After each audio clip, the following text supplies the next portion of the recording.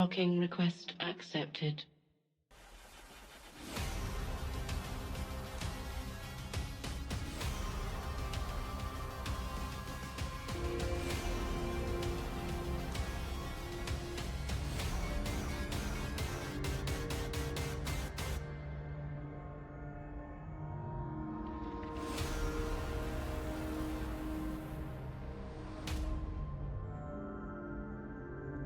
Good morning, New Eden. Today is July 20th, 2025, and this is the Federation Frontline Report. I'm your host, Frozen Fallout. My co-host here is Night Flyer. Hey, good morning, everybody, and thank you for tuning into the show. So it has been another week in EVE Online, Frozen. There is a lot going on. Yeah, last few episodes we've had some interviews and stuff like that. So we just wanted to kind of give an update and let you guys know. I know we always display it over in the left-hand corner over here, but 33 systems to 57 systems. We are still holding the system count title at this point in time. As you can see, OICX, Akadagi, and Ratsado are all the focal points of this fight at this point. There is also a little bit of activity down over in Hysteria over here. They have been hitting Nagamenon. There has been Nisawa, I believe, is about to fall as well. That is a really rough pushback that we'll have to deal with here. If Nisawa falls and the Taurus is once again comes under assault. This has been really successful campaign by the Galente at this point in time to really freshen up the Warzone, and we've kind of united our forces here around Enaluri, being able to attack into Akadagi here. Enaluri is being held, and Nanamelia is being held. There's just a battlefield in OICX just recently. Things have been really intense over that battlefield. They were, fielding Drake navies. We were fielding Prophecy navy issues, and we had some support from some Scorpions though, so we were able to jam them out. We were only able to pick off a few here and there and get like the Logi wing, because after they lost Logi, that was the end of it. But Saw Death also stated that there's been heightened activity in certain areas of the war zone, and he's assured us that he can get more fleet fun in the foreseeable future, and that he has connections. So we'll see what happens with that. I also mentioned about how Snuffed is not really in this area, and there is some drama about Snuff on Reddit at this point regarding recruitment scamming. Who knows if it's all just one big PR stunt by the evil. They're just bragging about how they can steal billions of ISK, but supposedly somebody stole like 170 billion ISK worth of items. Oh, that's nothing for Snuff. Yeah, no, it's but they're like, they don't do recruitment scams on the higher leadership, doesn't do scamming, but the players can do, the other people can do whatever they want. So it's like, well, that's, unless it was the leadership doing, and even then, it's Snuff, they don't care. So, but they haven't been in the war zone. I've been seeing carriers and people using dreadnoughts and Phoenix Navy issues being fielded by the Kaldari, and that has been crazy. Kind of the change in factional warfare that we've seen over the last couple of months. I'll say, like, especially since FanFest, is the escalations. You just brought up too, like the Warzone up in Oix. And the battleships that people are dropping. And so that used to be kind of a rare thing. Now it seems to be happening through these highly contested systems, where we are seeing these larger ships and the fleets getting together. I mean, this is real kind of null-sec-ish, a low-sec version of null-sec fighting. The battleship. But yeah, seeing a couple of dreads and seeing the Phoenix Navy carriers out, and several fleets over the last 2 weeks. Yeah, it has been really interesting to see, what kind of stuff is being fielded. More so, there's some help that's happening. Prices of battleships went down. Prices on carriers are going to, or like capital ships are going to be coming down because of the new seeding, supposedly, of the most difficult sites in the game for exploration or whatever. But there's some nerfing that's happening to exploration too. I don't know.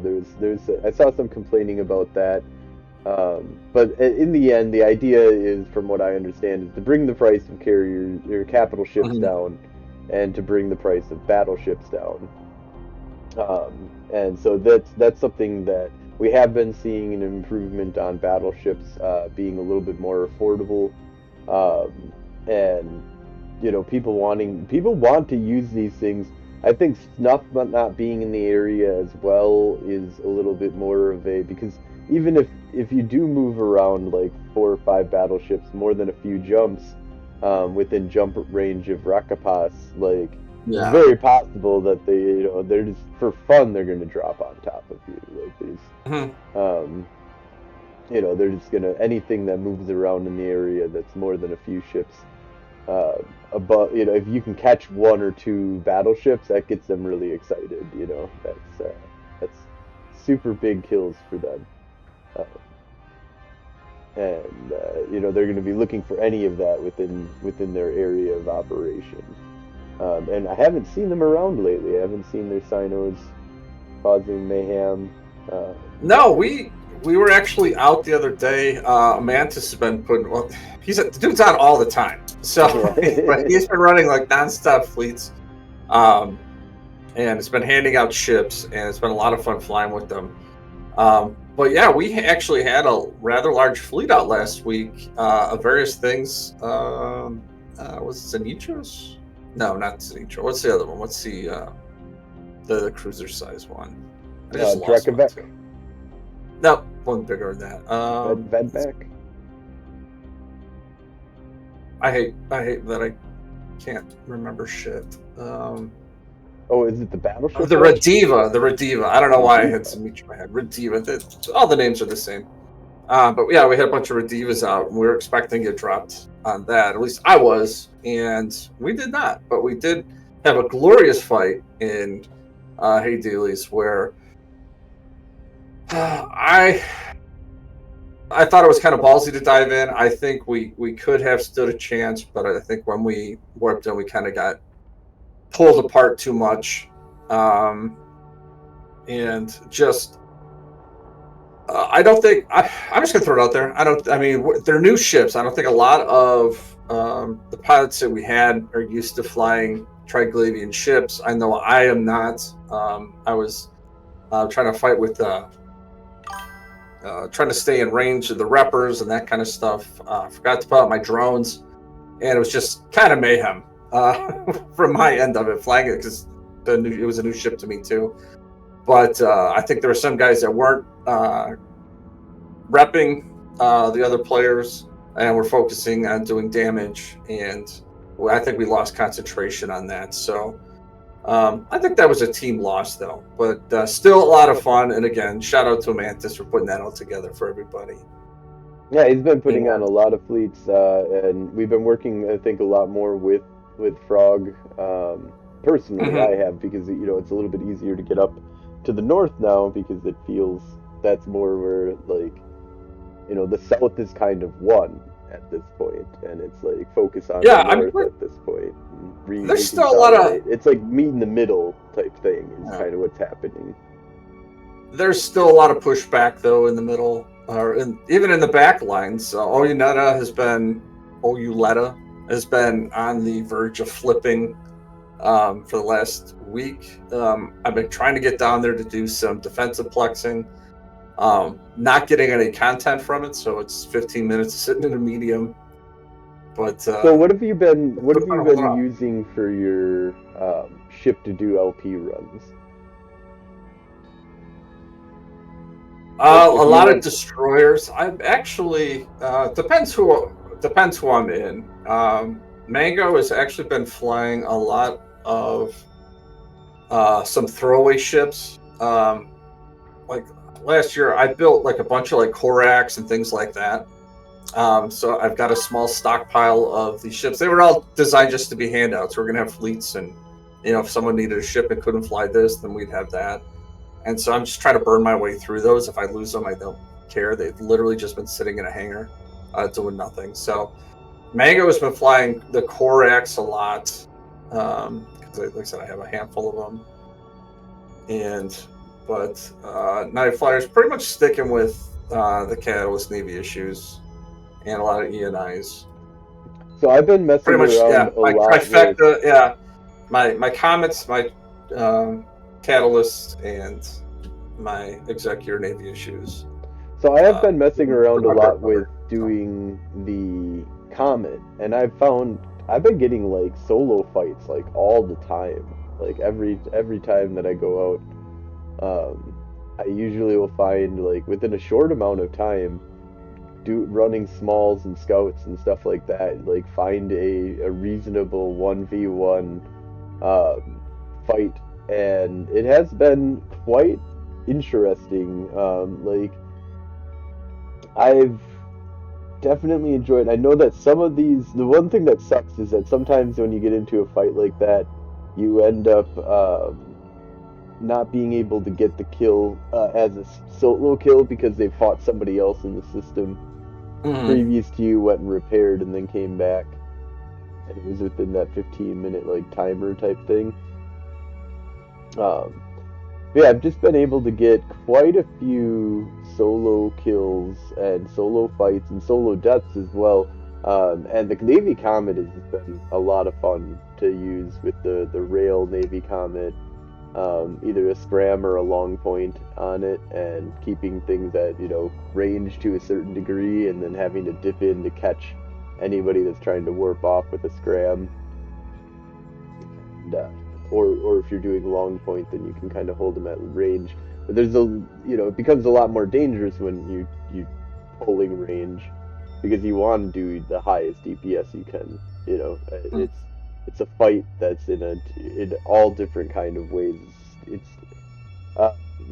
I've had a lot of fun running around doing that and finding people that will just come in on me whether I'm streaming or not streaming.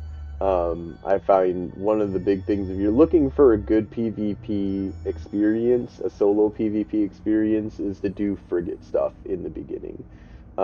Especially just the content-wise. Like, the level, more people are much more likely to engage you. Also, I'm much bigger on the side of letting my people hunt me instead of I hunt people, because if you're chasing around for an hour one dude who is, in either A, he's a bot, or B, he's just trying to make LP, it doesn't really, you're just chasing them. You're not getting a solo PvP experience. If you're like, my favorite is to like be the person that's like, I'm ready to fight you, and then you come in and instead of me running, I'm getting ready for a fight. And I find that more often than not, you get a lot of that in solo faction warfare, smalls and novices. What did Patrick Swayze say in Roadhouse? Those prepared for trouble are better suited than those looking for trouble. Yeah, right. Great Patrick Swayze. So the bouncer rules there, and take the fight outside. Also, Saw Death does mention that it is the 56 years ago that there was apparently the Apollo 11 moon landings. Yeah. So that is June 20th, 1969. Very important. You should know. And no, I was not alive then, so. You're not that old. I'm not quite that old. Close. Close. Close. You heard about it probably as you were growing up all the time. I did. Yeah. Very important.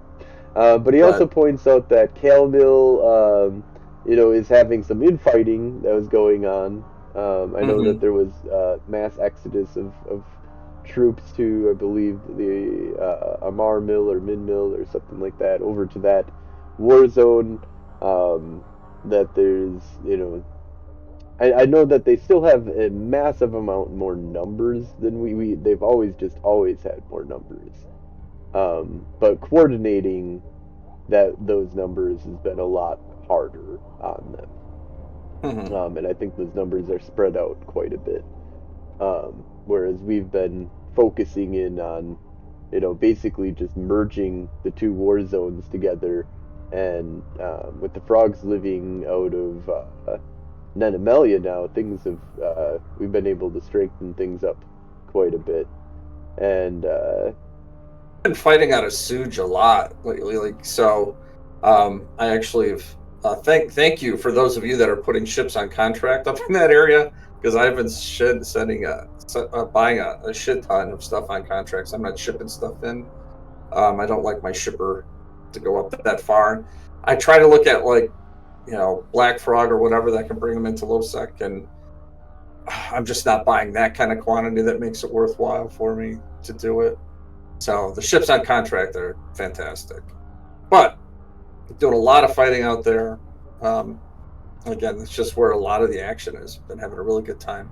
Kind of missed the Hey Dealey's days, but yeah, I well, mean, speaking of that, we've been under that insurgents for the last week, and that's kind of sucked because of the bubbles. They've had the Fleet Gate camped and bubbled um, several times over the last couple of days, and I've been trying to move some merch stuff from my marketing alt, and so I got to not a great kind of time to hold do off. marketing. No, we were talking before show about Eve Guru, who I've been really trying to use to help with my marketing, and it has been a huge help for me. Um, but if I can't get the stuff to those markets where I know it's going to sell best, and unfortunately, the insurgency has been putting a little damper on me moving stuff around through the Hay Dealey's Filiette area. So, but Yeah, I it's need to helped others do. because, like I said, I've been buying stuff on contract. So, Yeah, I definitely need to. I need to enact my plan of just seeding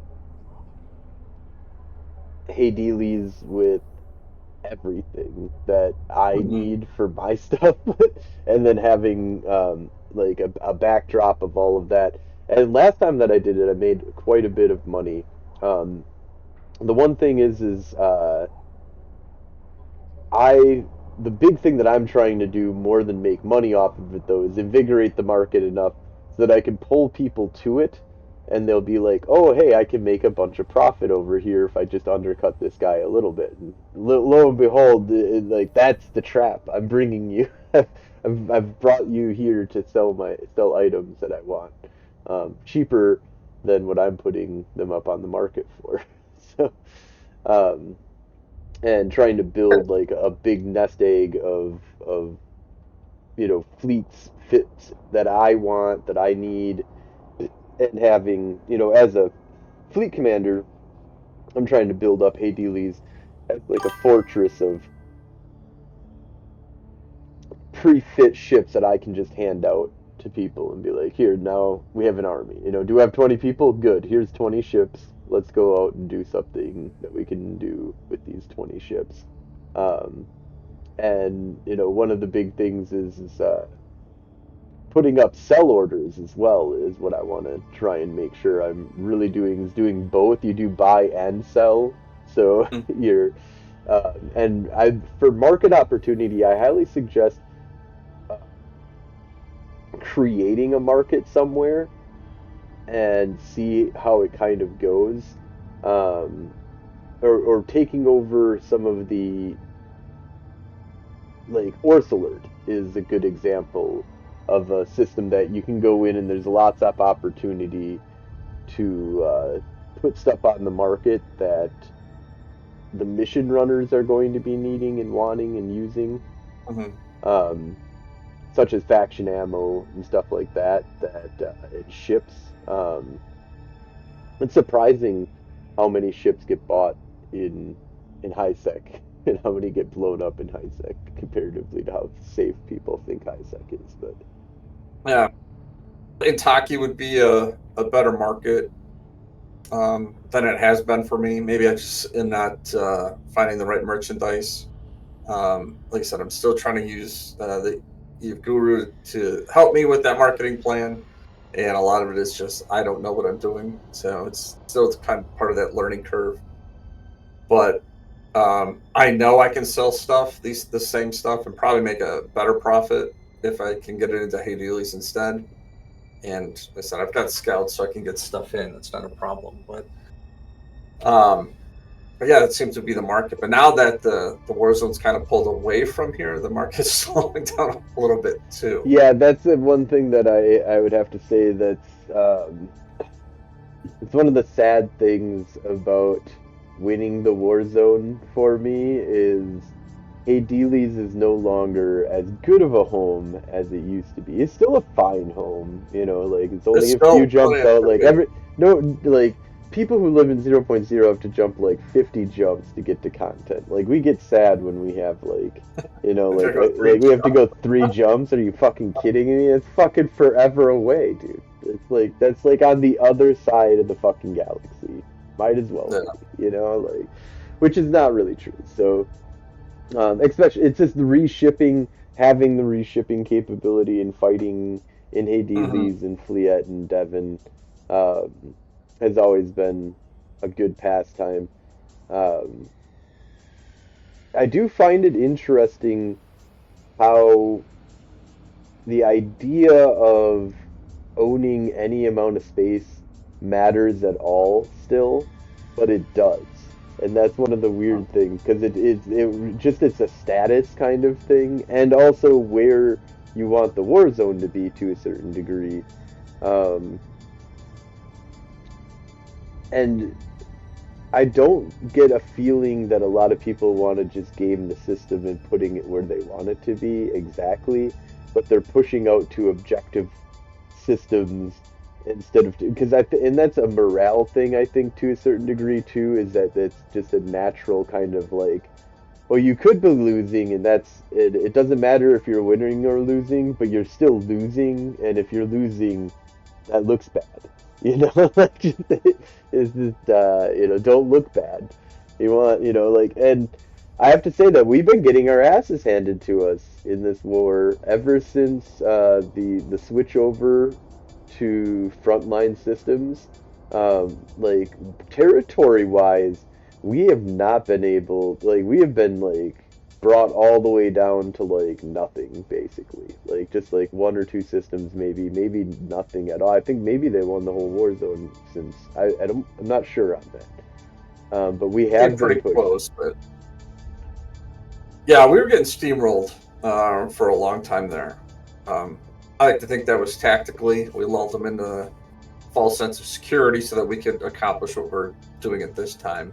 So There is a the certain team is level not of fatigue that kind of happens and stretching your lines and Mhm. overtaxation like Sawdeath was saying here. um, Sawdeath also brings up the idea of that there has been I've been seeing this more and more being talked about in the Galente and trying to get people like I see Sully doing it now is hanging out in Jeddah and shooting people in Jeddah. Yeah, Like Jeddah is not safe. Like one of the things that I put out there whenever people join faction warfare is to be like live in low sec. Why would you live in high sec? What's the point of living in high sec? It's dangerous. Like mhm. if if you let your guard down by going to by living in you're like, well, I'm safer in high sec. It's like, no, now you're letting your guard down because you think it's safer. And when somebody does something that just makes the whole being a war target and having protection from your police, when they negate that factor, all of a sudden you have your guard down and you might be flying something shiny, something fun, something PvE oriented, and just get your ass handed to you by people that are way more capable of just wiping you out because they're either a small gang or a specific setup. Um, and The unknown threat is always more dangerous than the known threat. So I used to teach a lot of personal self-defense and things like that, and that we used to try to talk to people. He said, "You got a guy that's all, tattooed up and talking trash and trying to engage you in a fight. You know where he's coming from. You know what he wants. All right, he wants to fight. He's a known threat. yeah, But when you get somebody who's kind of quiet and not paying attention, doesn't mean they're not a threat. It means they're unknown, which means at any second they could snap. And that's high sec. Because you never know who your enemy is. When I'm in low sec, I know who my enemies are. Everybody is the They're everybody, yeah, right? So, but in high sec, you don't know. You get lulled into it, it's like, right? You could just walk down the road, it's fine. Everybody is really chill around here, and then it's like, but you hear on the news, like, every once in a while, like, a person, like, 20 people just turn around and start just shooting each other. Like, shooting one guy specifically that was hauling around, had a big wallet, took his shit. The cops came in, shot all of them, but then they were like, you know what, I've got other bodies, I respawn. So it doesn't matter. I still get the items because my buddies came in and just scooped it up, and it's not illegal it's not like the cops will get you, but like it's a civil lawsuit kind of thing. It's like you stole my stuff, so now like everybody is like free game to beat the shit out of you and take it, but they still have they have to get you and catch you. It's like the police is like, man, just go get him. It's free money. No, anything on his corpse too is totally yours if you want it. Too much paperwork. I can't get involved in that. It is the lowering of your guard and just assuming that nothing is going to go wrong. Because you're in high sec is always really ridiculous, which is why I push everybody out of high sec all the time. Like whenever for new players, I don't think high sec is a good place to start.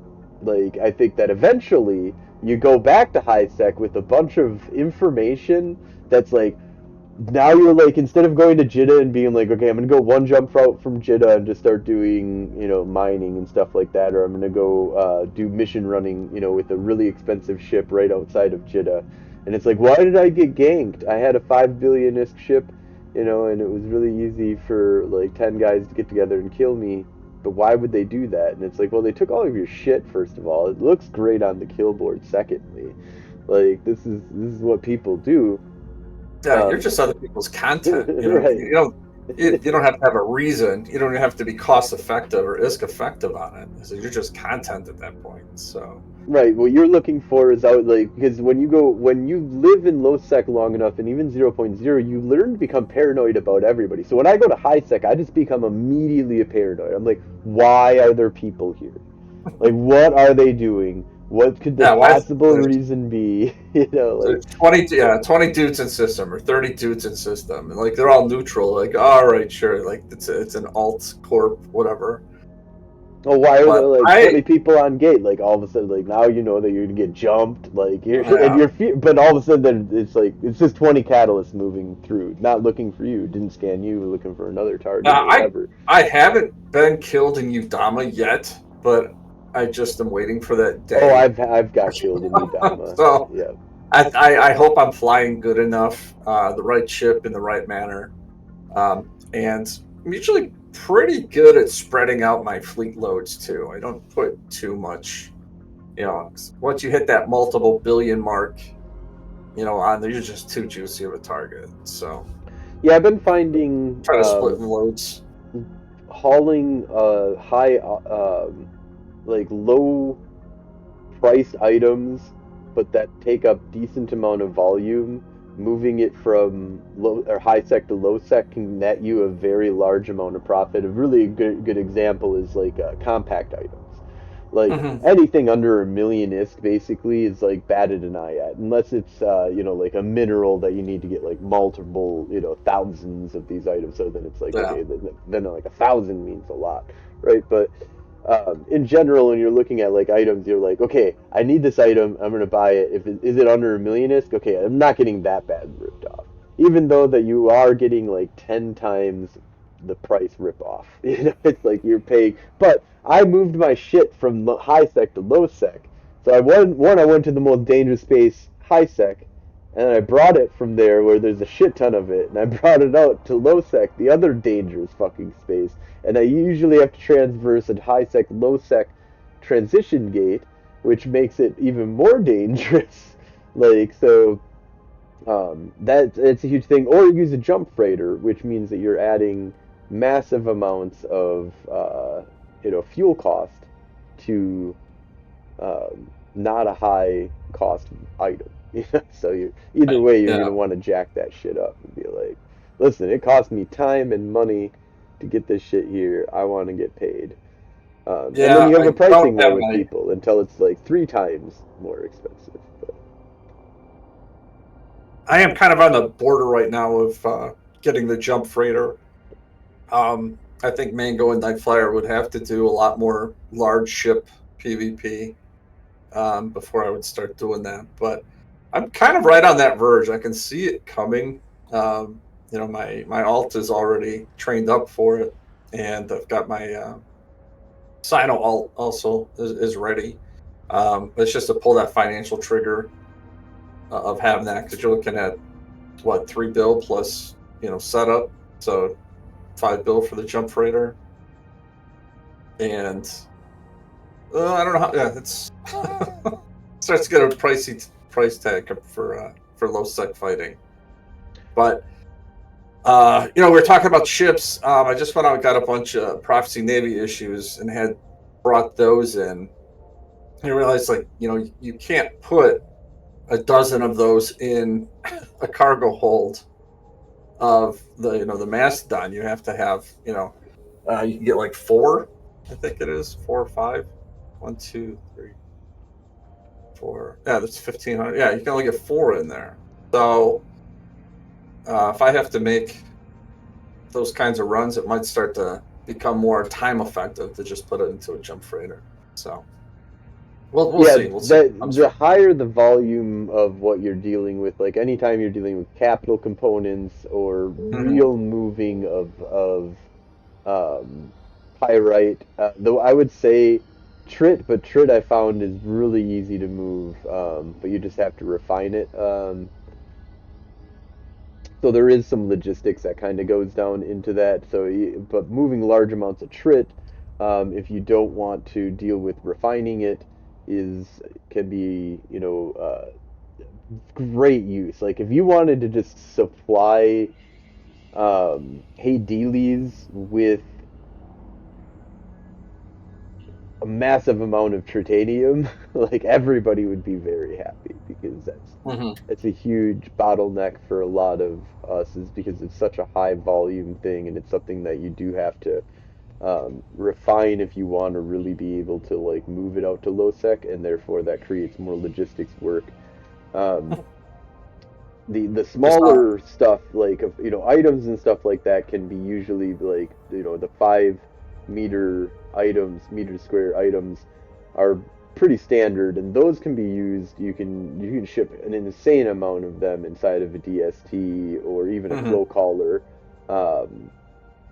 And I would say, but once you get to ships, that's when it, like anything above a battle cruiser, even battle cruisers, is like kind of a pain in the ass unless you're using. That's where I'm at right now. I've got a really good supply of frigates and cruisers and destroyers, but trying to get into the battle cruisers and battleships. I do need a few more battleships here too, and so I'm kind of on that verge now. Do I just get the blueprints and build them here and not worry about the movement cross, just worry about getting materials here to it? And that's really what I've been doing. I've got a couple of I've been spending some of my LP and got some Myrmidon Navy issue prints, and I'm going to print some of those up. I'd like to try to do a couple of fleets with those. I've got an idea of a setup I want to try. So, but yeah, to try to haul those in, like I said, I can haul in 4 of those, or I can haul in all the material, which I just did, and just build them. and build them on site. So again, another good use for Eve Guru was trying to find the materials I needed for that. I had Mexilon is something that's been real hard to try to get. I don't mine like I used to, so I'm required to, I have to buy that stuff on market now. And when you're recycling material, that doesn't drop quite as abundant as maybe pyrite does. So I had to go out and buy it. So went out and I spent a shit ton on minerals the other day. So, but I got stuff cooking now. Yeah, minerals. It is interesting once you have like a mineral like setup and you can get minerals to where you want them to be. It's really efficient to build your shit where you want to sell it. Like, just ship out a bunch of minerals, use BPCs to like and BPOs to like build the items that you want, and then you can sell from there. One of the things, have you gotten into like building any Tech 2 items? That's the one thing that I haven't really delved into yet. The only thing I've ever really jumped into with that is going to be like guns. I still do kind of with the 150 millimeter rail guns, and I don't know why the 75 millimeter rail guns. I can't remember why I did that. I can't remember what ship I was using those on, but I'm like, oh yeah, I want a bunch of these Tech 2s. So, but yeah, Tech 2 guns is about it. The ships, I do have researched some blueprints up for those ships, but I don't know that it's cost effective to build the ship as it is to buy the ship. I think I can buy the ships cheaper in Jita for the frigates, and well, the thing is that it becomes a spacing issue because you can ship, 5 times more, so and that's where it becomes once you get to a jump freighter capability, it's like, you might be saving yourself a lot of time and effort. It's so much harder to go, okay, I want all of this, and this is what can fit inside of a jump freighter. It's much easier to go like, okay, I'm gonna send a DST and get what I can fit into a DST, and now I'm limited on my space, so I only want the most critical of items, and I don't have to think about things in a much larger sense, and your wallet feels a lot happier when you're using a DST, because one, the DST is cheap, two, the capacity makes it so you can't put an insane, I mean, you technically could, there's like you put trillions of ISK inside of a DST technically, but for the most part, when you're trying to get most bang for your buck for moving of shit, you're gonna be like fairly, limited on how much you're going to be putting in, and it becomes safer almost, like when you do like a cloak hauler, like then you become nearly impervious. Like there's got to be a lot that's set up in order to catch you. Mm-hmm. Yeah, like I said, with the expansion of the Warzone, it has created these logistic issues. That's kind of why I've really been trying to explore how to best utilize the market and how to be able to get my ships to the front lines. Like I said, I have a lot of ships in the Yvangir area and Hades, and now I need to get them up to Suge in up north. We'll say Villarreal, someplace up north. And trying to figure out those logistics has just really been kind of a pain. So, like I said, those of you that are putting ships that we fly, on contract and stuff, I really appreciated that. It's made the war effort a lot easier on my end. So, I've been able to get me some really good content. But I want to get to the point where I'm supplying ships to guys on the market. Right. So they're paying me to be in my fleets and that kind of stuff. Yep, that's always nice. All right, let's speaking of eGuru, let's since we do have a sponsorship with them, and they were really awesome group of guys. We have an interview that we did with them not too long ago, and go ahead and check that out with Fern. And let's go ahead and do a Eve Guru ad here real quick. This is cool little. So this is the program that we're talking about. Eve is hard. Everyone is out for themselves. You try mining, manufacturing, trading, but with little to moderate success. No one wants to give up their secrets. No one wants you to win. But that won't stop you. You just need the right partner. Someone to give you the right answer every minute of every day. A tool developed by Eve University professors for the community. A tool that generates overwhelming value. A community that helps each other. Let me ask you a question. Do you want to be a trillionaire?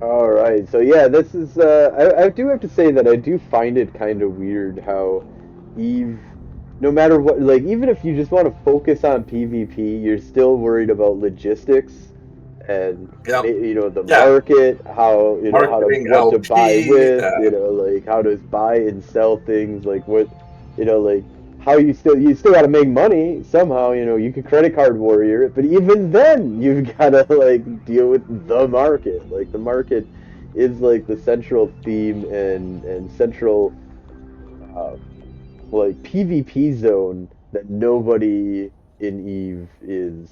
There's nearly no activity in Eve that isn't touched by the market in some way, shape, or form, and shaped 100%. by it and built around the whole idea that pretty much everything there is player made unless it's like a base seeded item that like starts the chain, like BPOs and stuff like that, like some commodities in the beginning.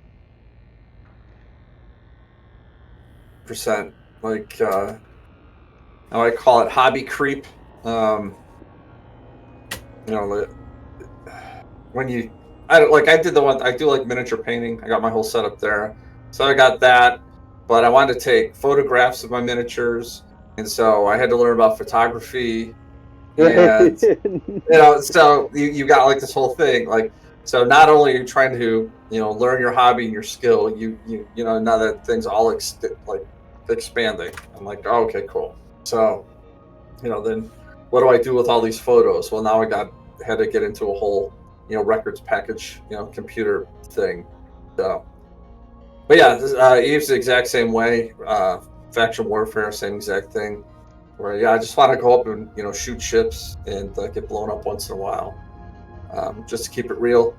And but yeah, you have to get into these other aspects of Eve. Like even if you do marketing, or I want to build my own ships, all right, where are you going to get the resources for all that? Are you going to go out and do your own mining? Because now you got to learn how to mine. Right. You got to learn how to mine effectively. Because a venture's not going to cut it. You're not going to be able to pull the resources you need in a month to build that, Myrmidon Navy issue. You can't.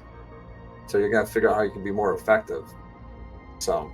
Yeah, and I find that it's interesting that the solution to most problems in Eve is the market to a large degree. Like, it's how to get money in general is the question, and one of the biggest answers to it is the market. Like that's where how do you make money? Well, you could go shoot NPCs and get like a bounty and stuff like that, but like in the end, you're gonna be putting stuff on the market and selling it. Like that's where 100%. almost all the money is, because like you can buy low, sell high. In real life they talk about doing that even with stocks, and maybe in stocks it still kind of is a thing, but in real life that never works out. Besides like stocks, like it's like you can't go buy a car and then sell it for more. Usually like there is some play. I guess okay, I'll say that there is some play inside of there. People do that, but it's very rare. the idea, once you buy an item, it immediately depreciates in value, like from like thousands of dollars to like $50. Nobody wants it because you touched it, you did something with it, and it might not be working as efficiently. And also, items die within like a year or two these days. So if it makes it more than the 2 years, you're like, I don't know if it's got another year left in it. Like, I'll buy it for like $50. I know you spent $400 for your Switch, but I ain't touching that. And then it's usually like through a dealer or something like that. But Eve is like this market that's like straight up like, no, you have to like there is no going to Walmart. It's just going to New York. And if everybody could sell to everybody in New York, and there's like one central like computer location that just materialized the item for you, moved it, transported it, whatever, that it got to you really easy. But you still had to be in I guess stations would be like different shopping malls, like that you kind of like just hang on the outside. There's no like storefront, which is why I really wanted them to get walking in stations going. Like walking in stations would have been awesome to have. Like if you did have like a mall that you get storefronts, people selling their wares, you could talk to somebody, have some customer service. Then you could also like go up and be like, okay, well, I don't know anything about PvP. I'm gonna go to the weaponsmith dude who sells these. And the big one would have been for abyssal items, right? Like, so you could have like, oh, I'll like set up a shop that'll be like, here's the cheapest T2 items in Jeddah, right? Like maybe, and of course it's a scam. They should allow that too, because that's like there's got to be the it's $2. I said $2 real life, like USD. I think that's too much involved for me. I don't think. Just give me my stuff and let me go. I don't want to have to walk around and find stuff. I don't want to learn too much work. I would say that that would also create like an underground market that usually it would. I would think that it would appeal to a different player base to be able to go shopping in Eve. That's Mm-hmm. But, oh boy, yeah,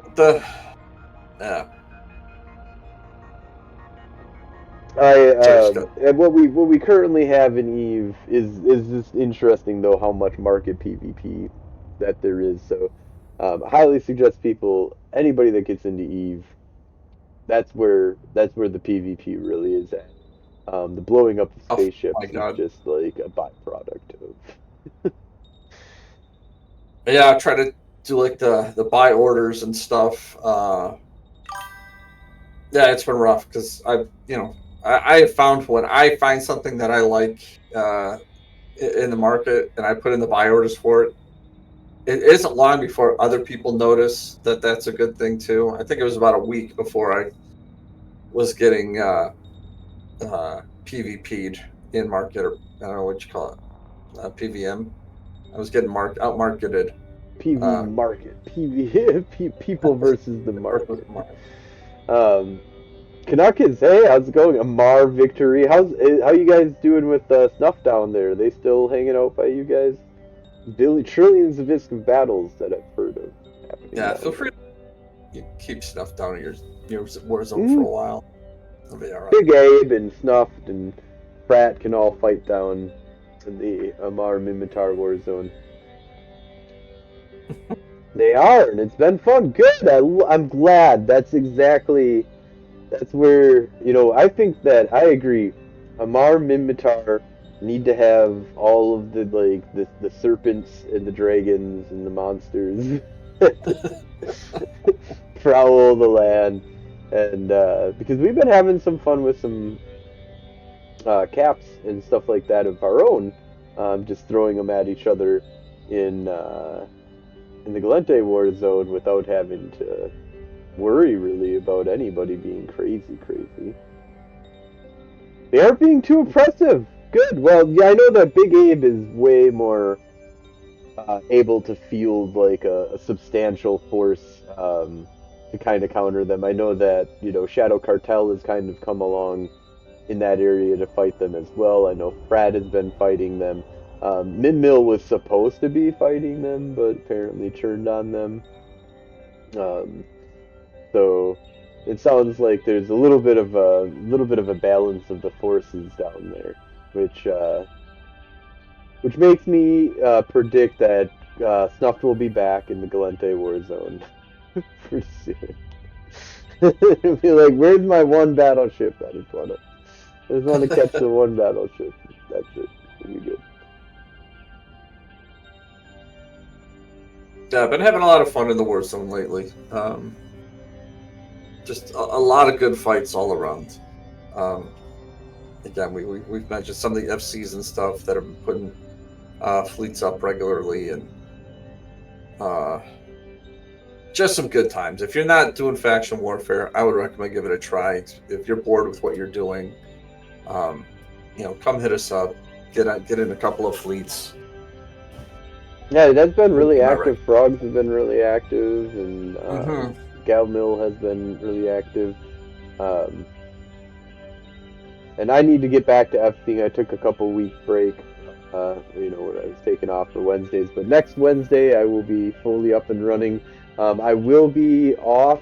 Let's see here. So I'm going to be in Gen Con. So also Eve Gen Con is going to be coming up here.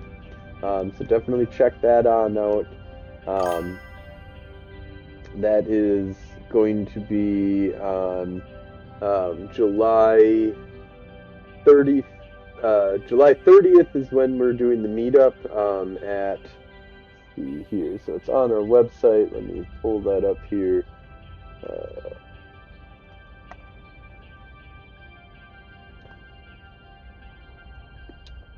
Totally had this planned out ahead of time.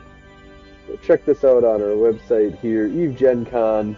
It's going to be in Indianapolis. It is going to be a meetup at a bar called the Tom's Watch Bar in downtown Indianapolis. And we're just going to kind of hang out, do some drinking, talk about things. It's probably just going to be a few of us. I don't think that this is going to be a very large gathering this year. This is a test bed. I also do have the history of a virtual universe, EVE Online, seminar that will be taking place where I will talk about basically the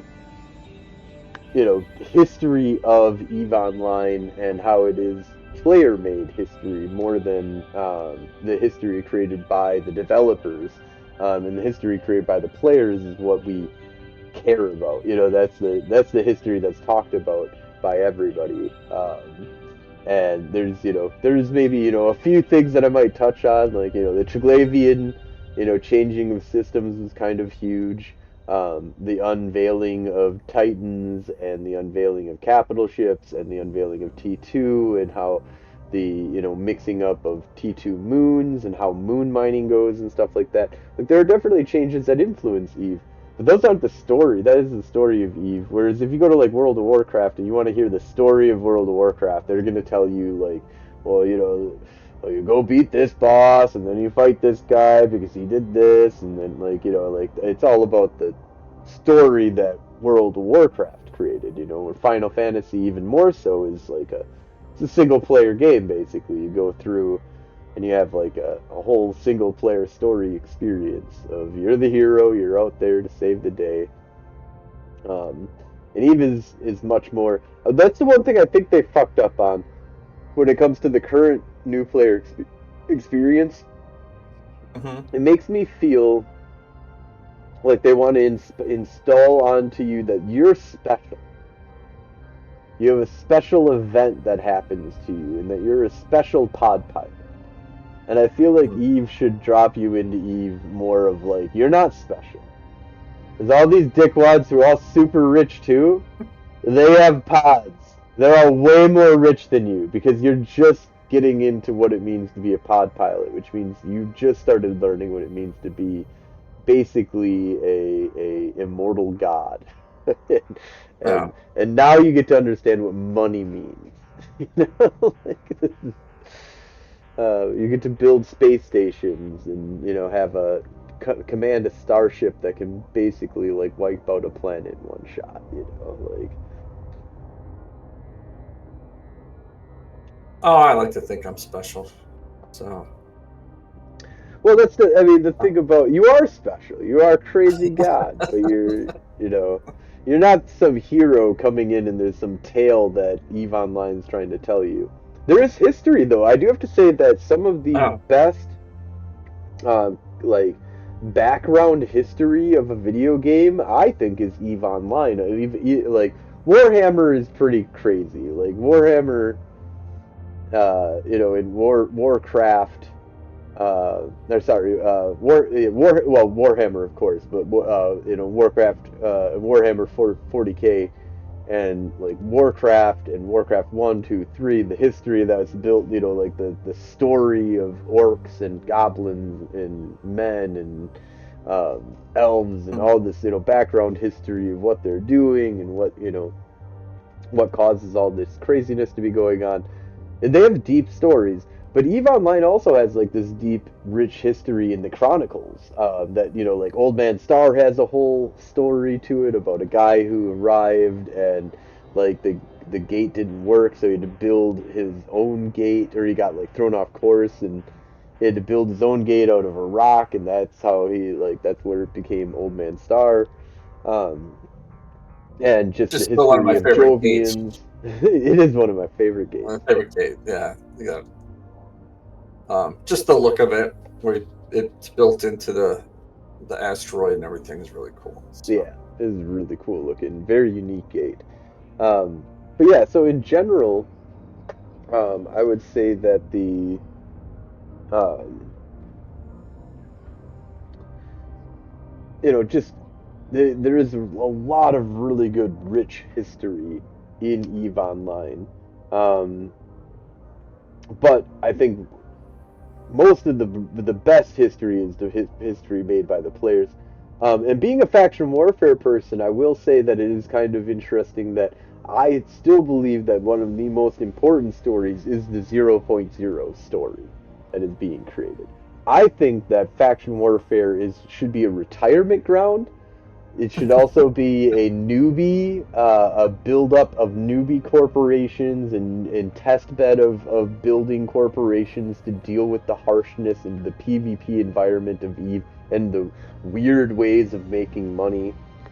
That the marketing, being learning about logistics and like faction warfare is a great build up and understand EVE Online spot, and then people who just want to do the basics of EVE Online, which is like shoot, kill, and basic logistics.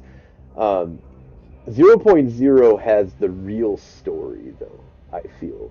And that's where I think that devs should be more involved in faction warfare. I think that faction warfare should be the area where they should be really, putting out even like CCP fleets and being like, hey, every Friday or whatever, like the Keldari and the Galente get one developer each, and they rally up as many people as they possibly can, and then they go smash against each other in a battlefield or something like that. Mm-hmm. And I think that would be cool, because it's the one area that you're not really causing. Even if CCP puts their foot into faction warfare, it doesn't matter. Like it's not. Uh, When you have soft space, when we take a system, nothing changes for us. We don't get more production. We don't get more ratting. We don't right. get more anything. There's nothing to be gained by taking another system other than we get to plant our flag here, and you have to take a step back. I would say that they should change that up too. I think that there should be some farm and field ability similar to 0.0, where it's not like owning more space is better, but owning space allows you to upgrade it and make it better if you want it to be better, just like in 0.0. And maybe even on the level of like having a system that you know if you own more systems, then you can do the power transfer thing and the workforce thing that they have kind of going. I could see that being a thing to a certain degree. It becomes really it becomes really hard in fact, actually, there's a certain level of it that I believe should be actually the complete opposite. The more space you own, the worse off penalty. Like maybe you can build up your space, but you should also get like a penalty on like how much LP you're making for running sites. Because you've won the war. If you own every system, you've won the war. Why are we paying you a bunch of money to run sites anymore? We should pay you less to run sites, but you can improve the space and make it good for you, and no war target can dock in that space. And now it's Keldari, Capsuleer owned.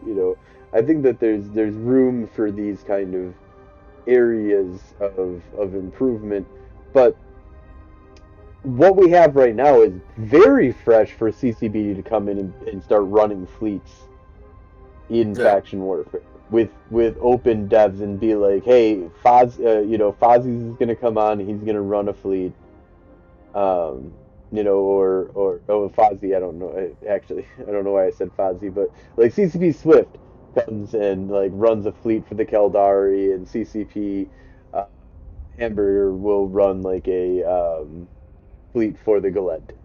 And do these kind of clashes, like to kind of what they do every Friday right now. You know what I mean? Like, but have that Friday be like more open to players and stuff. It's but you have to be in faction warfare.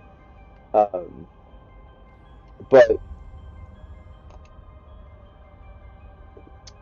taking a step back from that, that's not what's happening right now. I do find that the current Warzone setup is really good. I know that there's a lot of patches that have kind of come out as of late. There's some balancing with exploration and industry that they're doing right now. We currently have the Solar Fest, event that's kind of happening, and the Alliance Tournament. Did you want to talk about the Alliance Tournament at all? Just so people are aware, Alliance Tournament 21 is about to kick off. Registration opens on the 30th of July.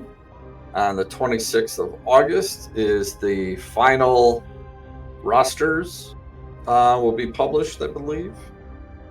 Then they'll have the feeders start on August 30th and 31st, and then September 6th and 7th. So that's one thing. And if you have ads that you would like to have run during the tournament for the feeders, they have to be ready by submitted or whatever, approved by, I don't know. Let's call it the 21st of August for the feeders, and then October 2nd for the main event if you are going to have an ad run during those. During those things. We should get an ad going. That's what it's a Keldari is the host for it this year, so those ships will have different point values. They have changed some of the rules and stuff for it this year as far as point values for the ships. They are allowing in some of the new ships. I want to say I should have had the rules up, but I forgot. But the Cenotaph, I believe, and the Thalos are both going to be allowed in this year. So that, of course, the Praxis and Gnosis are still, and I think even the Synesis can be used. I don't know what their point values are. I don't know if they've changed much with the point values on those ships, but so kind of interesting. And then what else did they? I think the big change that people might look at is it the Widow. I think they're allowing the Widow to be a flagship this year. Oh yeah, I think I saw something about one of the new flags. Yeah, so I know I should know. I said, but I get old, I forget stuff. So. Oh yeah, if you're interested in making an universe ad. Oh wait, you're probably talking about the tournament. Never mind. I should make one. We should totally make one for the tournament. Oh, for 100%, yeah. But if you want to put it on our show, Yeah, we're always looking for ads. We just want to shove our show full of ads. But I want it to be Eve-related ads, and I want it to be something that we talk about. Yeah, that's something that we can use. If it's related to faction warfare, it would be even better. So we're trying to do a little bit more where we're focusing on that. You brought up the Solar Fest is ending. Remember, if you have alpha characters and they've been logging in, that if you buy the weekend pass, you will get all the Omega awards for the week. So I think there's 2 days left. So if you want those Omega awards, you can. If you buy your weekend pass now, you'll get all of everything, all the Omegas too, which is pretty cool. That's pretty cool. So I think it'll give you an extra 100,000 skill points, that kind of stuff. I'm gonna post this to. Oh shoot, computers are hard. Stop. There we go. The Michigan meetup is August 29th. There's the Discord channel. The Eventbrite is out. I believe you can buy a. They got an Eventbrite for it. They did. They put out a VIP pass. They copied. They stole that from you. They totally stole from us, us, man. But they're charging. They do have a VIP / 2-for-1, which is like I think it was $12 for it. So I bought mine. I was gonna take my RV out there, but I think there is not a lot of camping within Bay City. So I think I am for going an RV. They don't have an RV parking lot. Yeah, so I think I'm gonna drive out and just get a place either at the Comfort Inn or probably the DoubleTree. I think I'll spend the extra $20 and just stay at the DoubleTree. It seems to be a little bit closer. It might be a little better walk. So if anybody knows Bay City, let me know. Make sure I have no idea what that neighborhood is. So I'm hoping it looks like it would be okay. It sucks that Michigan is like not just right over the way. Like you gotta you gotta go like all the way. Well, for you, you're kind of already at the bottom of it. Yeah, I got like a 2-hour jump on you. It's still like a 6-hour drive. It's like like an 8-hour drive for me though. Like when I initially put in 20 like directions, it told me to go to Milwaukee and take the ferry across Lake Michigan. Oh, really? I didn't even know they were still doing that. Do they still do the Michigan ferry out of Milwaukee? That'll be interesting. Maybe. Yeah. But yeah, I want to try to head out that way. My wife can't go because she is actually working out of town that weekend. So. Would your wife go to an Eve event? No. I'm still trying to get her to. No. I'm still trying to talk her into Iceland next year. She said I could go, but I don't know that I'll go without her again. So. Well, does she like going around to like long walks on the beach? Kind of like person. Yeah. That would like there's so many beautiful things to outside of Eve to do at Iceland. Like Iceland is the one that that should be the easy sell to any significant other than I'm going to be doing these other things some of the time. I think I would have a better chance of selling her on like Eve London. Oh, really? If they ever did like an Eve in Ireland, I don't know if they are or won't or whatever, but both of us have never done Ireland. We want to do Ireland, so we might actually Eve Ireland. Yeah, so I wouldn't fly in Michigan. I would save up my money for the Eve Fan Fest, especially from Southern Arizona. Yeah, if you're Southern Arizona, Eve Vegas is definitely Eve Vegas and Eve Seattle might be your best bets there. This is the first Eve Michigan, so I believe it's the first one. It's the first I've heard. And they're selling tickets to it. We should sell tickets to our. Yeah. And again, they do have free tickets. Everybody's allowed. Oh, they do have free tickets. Yeah. Okay. They do have free tickets. We should do that too. We should do we should do that too. Yeah. We should totally do that. And I think if you buy the VIP, again, go on the website, check it out, check out the Eventbrite. But you get like $5 in tokens at the arcade. So $5 of your $12, you're just prepaying for tokens. And then I think they're gonna put out like some kind of dog tag or merch or something like that. Some kind of merch. I kind of want to do a dog tag kind of merch too. I like that. I do love my Eve Vegas dog tags and my dog tags from Sidious, from hugging. I still got. I got all mine still hung up here. So yeah. Among my clutter, my wife was yelling at me. She said, "You got too much clutter up on your shelves." I'm like, "But I love my clutter. It's my clutter." I was talking to some people about having the dog tags, and I was like, I wonder if people are just going to mistake me for military at all. And they were like, no way, people wouldn't do that. And then we get to Iceland, and it's funny because Brian was wearing his dog tags, and they're like, oh, so you're in the military.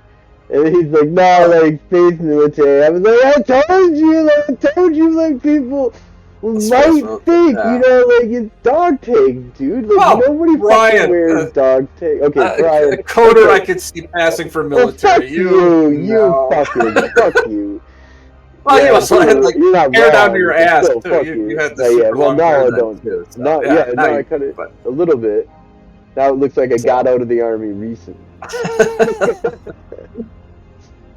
I haven't had long hair in a while. I'm trying to grow it out. They call the military Eve Dublin. I would be down for an Eve Dublin. Yeah, see, I think that's the sell I would have my wife. First, we got to have the money. That'd be the other thing, too. So, but she would come. Probably what would happen is I would go to FanFest. She would fly in either Sunday or Monday. We would spend a couple days in Iceland, and then we would take off and go to Ireland for a week. So, which good for me. I get 2 vacations in one, but again, I got to pay for 2 vacations in one. So that would be the thing. Yeah. Yeah. And with, kids in college, another kid going to college, it's a thing. So one thing too to kind of throw out there is that if you do have interest in Eve Gen Con 2026 is when I'm going to do a big push for year 2 to try and do some crazy cool things. I want to do some the board game that they've got, make sure that there's a bunch of the board game available, and working with people to sign up for events and run events, and do some Eve Online events and seminars. And if anybody needs help with getting an Eve Online event scheduled, even a seminar or anything, it's interesting. One thing that I found out is really interesting, not found out, but I know, is that what I can do for you is that you do Eve presentations at FanFest, it's even easier for you to do an Eve presentation Gen Con. I can't do an Eve presentation at FanFest. I can't. Maybe if I maybe if I pushed it a little bit, I probably could. I might be able to do something because I've gotten kind of to that level. But at Gen Con, I tell you that anybody can put up and be like, I want to talk about Eve. And apparently you'll just sell out 30 tickets because maybe there's some people that know about me at Gen Con. Maybe there's some people that know about me from FanFest and know about me from the podcast, and I might be kind of known, but not really. For real, I've not really known.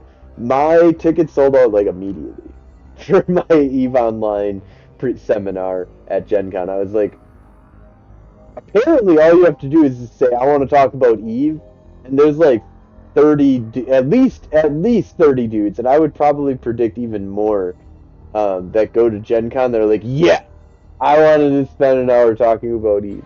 I don't even want to talk about it. I want to hear somebody talk about Eve. Absolutely. Oh yeah, we should totally meet up on Con Saw Death. Definitely. Yeah, we were at last FanFest. I said we met you at Fan. We met you. Yeah. We talked. Yeah, how do you not? You can see us. You should be able to Well, I met a Saw Death. I don't know if I met. Maybe it wasn't this Saw Death. I'm sure. I thought it was. But he says because you're a Mar, right? You were wearing the robes and stuff. Yeah. That was you, right? Yeah. Unbelievable. Our stardom is not that great. Anyways, so let's go ahead and wrap things on up here. Thank you all so much for watching, and we definitely are going to be kicking up some dust here as we get closer to this Eve Gen Con. More details, more information coming your way. Thank you all. Have a great night. Night, everybody.